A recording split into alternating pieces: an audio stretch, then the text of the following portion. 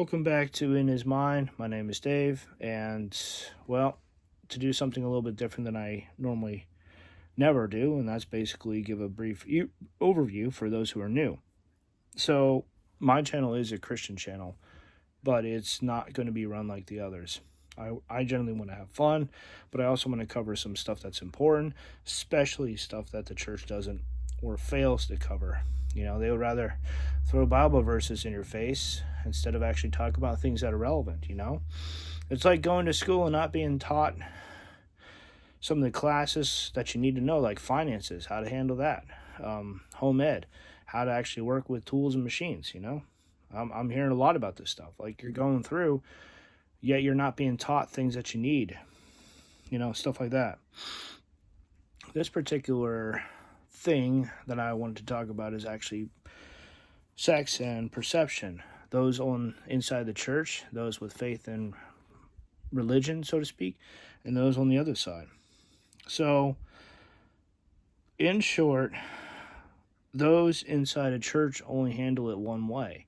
That's why they always approach it from the way that it's been handled to them, basically from marriage. When talking about it from a standpoint that involves couples, that involves the father, there's a lot of responsibility that is actually talked about in regards to parenting and how the father should be in leading the household, traditionally speaking. This is a good, solid stance because structure is needed. And as I pointed out to others, structure, if you're lacking structure and it's not there, you're likely to anything good that could ever result from a relationship, especially something where sex is involved, it'll go into the ground very quickly if it ever gets off the ground to begin with. And on top of that, you may end up getting hooked on it, and you could set yourself up for failure by pursuing the wrong people and just pursuing addiction, so to speak. Because there's a lot of stuff that the adult community likes to explore, kinks and fetishes and all that. So, in regards to your relationship with God, you basically have to, or rather, God, yourself, and the person that you're trying to have a relationship with, it's all a confusing mess that the church approaches only one way to help keep the stress and the issues to a minimum. The problem there is that there's a lot of issues and a lot of stress and a lot of stuff that is different from person to person to person. Like, we may not all have the same issues, but when you try to address the issues all from a particular point of view, from a particular place, there's going to be a lot that slips between the cracks. So the church does try in this area, even if it does fail. Like, I do give them credit where credit is due.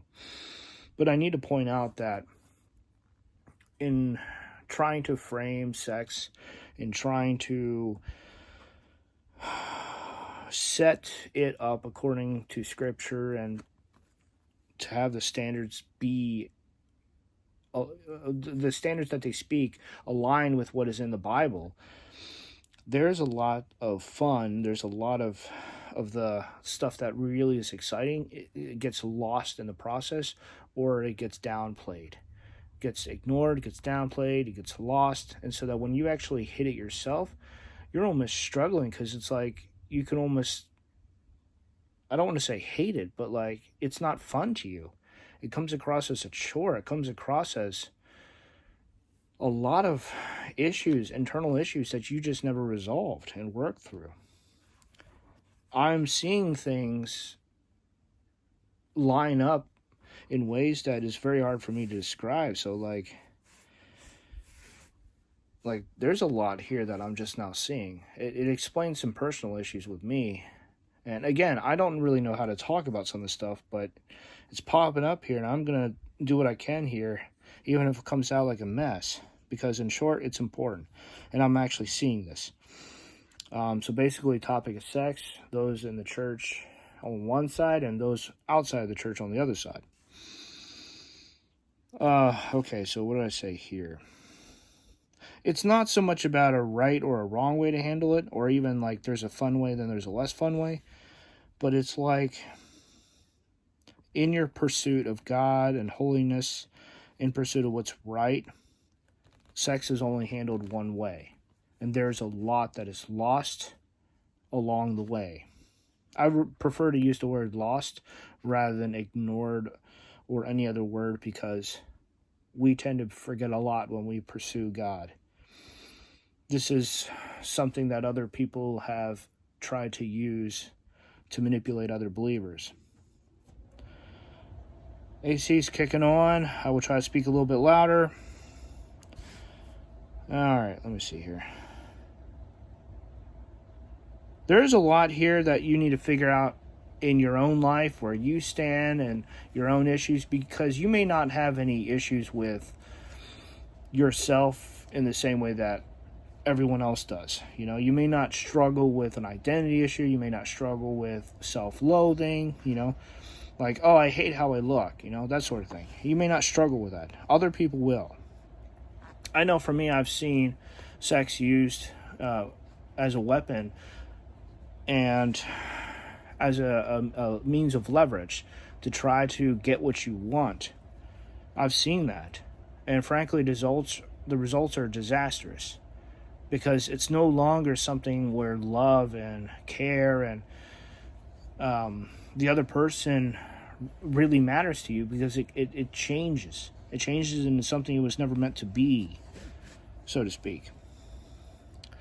Now, as far as the rules in the Bible that are in regards to relationships and sex itself, the idea there, from what I understand, is to set up structure and to point out that the rules that the people in Jesus' time, the rules that they set up, were not the same as what God was trying to set up, especially with the Ten Commandments.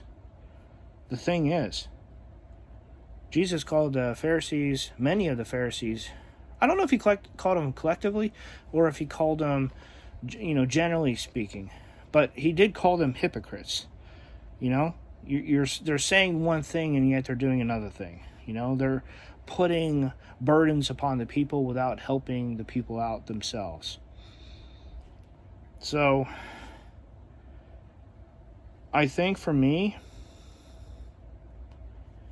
for sex to be in my life, I want it to be a blessing, and I want it to be something where there's no struggle, no stress, and something where it can be an awesome thing.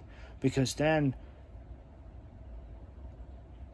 you're not limited, but you're also not going to get addicted. You're not going to get stuck.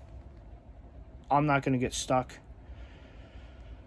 in ways I shouldn't be stuck, you know? I'm talking about it in regards to the adult community. Now, from what I've heard and what I understand, you know, the right person comes along, your whole world changes. Everything shifts. And you don't have to force anything. Things kind of fall naturally in their place.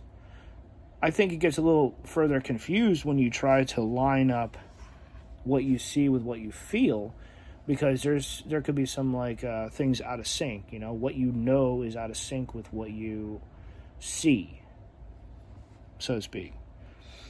And frankly, there will always be, even on some small level, there will always be an issue as far as like what you know versus what you believe, you know, in regards to like people talking about sex versus what the Bible talks about sex. You're always going to have to try to like figure that stuff out too, and figure out where you stand specifically. That being said, the main point that I was trying to say with all of this is that there's a lot lost in transition when the church talks about sex. This isn't a bad thing, not intentionally, but the fact that there's so much that is lost, it's becoming a bad thing with how prevalent and mainstream sex is becoming in today's culture. And that's actually a very real problem. Sex needs to be taken seriously. It really does.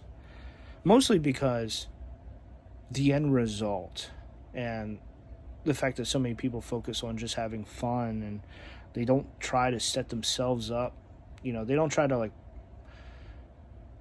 to protect themselves, and they don't try to set up their future, so to speak. And so like things happen, and like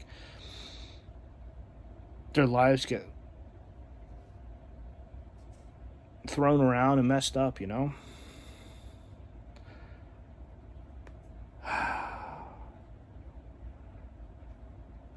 Yeah, that's about it. Everything else, I'm just going to be careful about because, oh yeah, there's 1.2. So a lot of things that we need are not being talked about, not being passed on, so that others can monetize and to manipulate other people. You know, it's kind of like going back to the video that I had with my gym trainer like over a year ago. You know, these companies set up unhealthy standards so that they can monetize the product.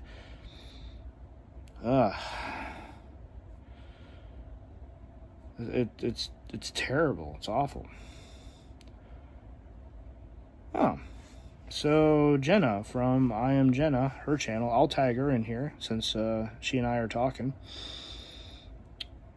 Yeah, sex is the icing on the relationship cake. Agreed. The problem is if you don't have all the ingredients, it will crumble or taste like crap. Yeah, that is beautiful. That is well said.